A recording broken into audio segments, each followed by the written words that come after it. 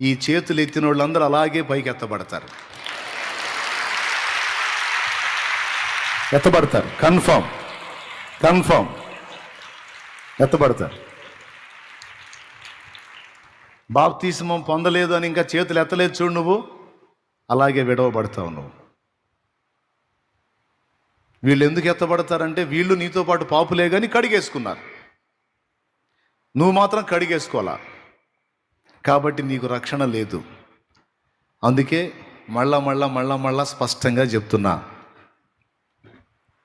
యేసయ్య రాజ్యం నీకు కావాలనుకుంటే, దైవరాజ్యములో నువ్వు శాశ్వత కాలం ఉండాలనుకుంటే, నువ్వు బలాత్కారురాలివై నిన్ను అడ్డగిస్తున్న వాటన్నిటినీ తెగించి వదిలించుకోవాలి. లేకపోతే నువ్వు రక్షించబడటం దుర్లభం. ఎంతమందికి అర్థమైంది?